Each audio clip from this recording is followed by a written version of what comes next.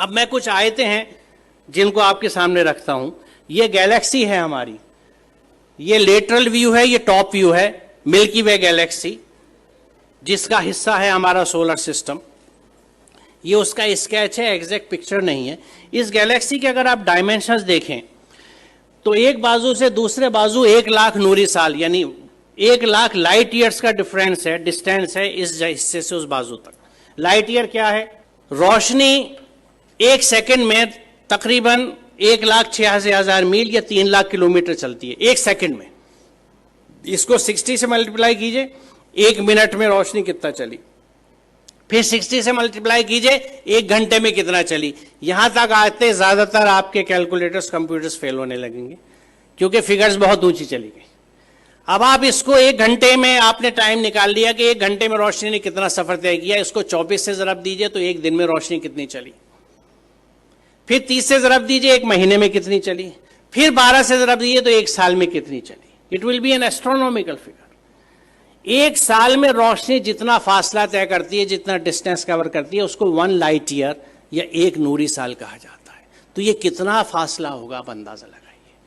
और सिर्फ इस गैलेक्सी के इस कहकशा के, ये मिल्की वे जो दूधिया कहकशा है, इसके एक बाजू से दूसरे बाजू आने के लिए आपको 1,00,000 लाइट ईयर्स चाहिए।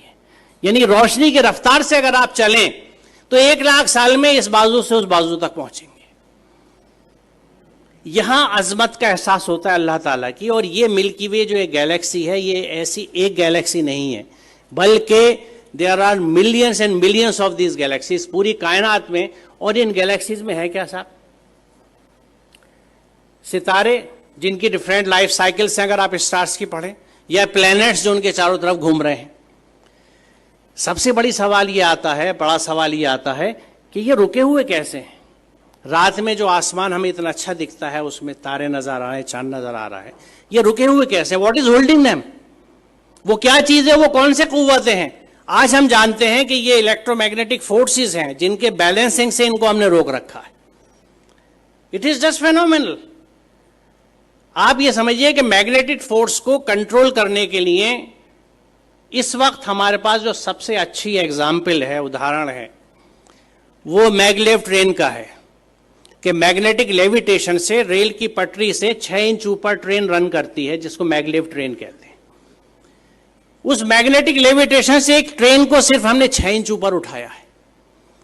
और इन प्लैनेट्स का जो billions and billions of stars and planets और सूरज हैं, सितारे हैं, ये किस तरह से बैलेंस किए हुए मैग्नेटिक फोर्सेस के साथ।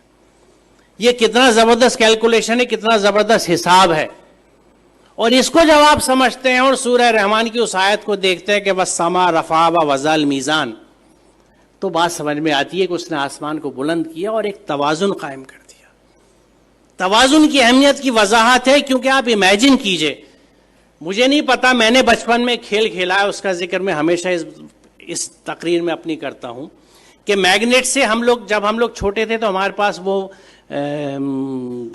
मोबाइल फोन्स नहीं थे या स्मार्टफोन्स नहीं थे जो आज आप लोगों के पास हैं। हमारे पास क्या होता था? टूटी हुई चूड़ियाँ होती थी, सिगरेट के पैकेट होते थे, माचिस की डिब्बियाँ होती थी, माचिस की तीलियाँ हुआ करती थी, और इन चीज़ों से हम खेल डिवाइस किया करते थे अपने लिए।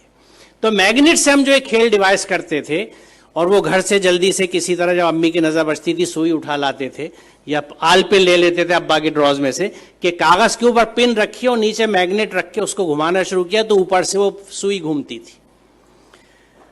अब इस सुई को अगर आप बीच में रख के दोनों साइड मैग्नेट रख लें तो जिधर मैग्नेट का फोर्स ज्यादा होगा सुई उधर भागेगी। एक स्टेज ऐसी आएगी कि सुई बीच में कांपती सी रहेगी, ना इधर जा सकती है ना उधर, क्योंकि यहाँ पे दोनों फोर्सेज एक दूसरे को न्यूट्रलाइज कर रहे हैं। इधर की मैग्नेटिक की ताकत, इधर की मैग्नेटिक की ताकत एक दूसरे को न्यूट्रलाइज कर रही है, नलीफाई कर रही है। वो सुई बीच में ट्रैप्ड है। अब आप इसे इमेजिन कीजिए कि अगर आप ऐसे ही 2 मैग्नेट ऊपर नीचे रख लें और उस कागज को निकाल दें तो 4 मैग्नेट के बीच में हैंग कर जाएगी नीडल। बड़ी मेहनत करनी पड़ेगी इसको बीच में हैंग करने के लिए, एक सुई को।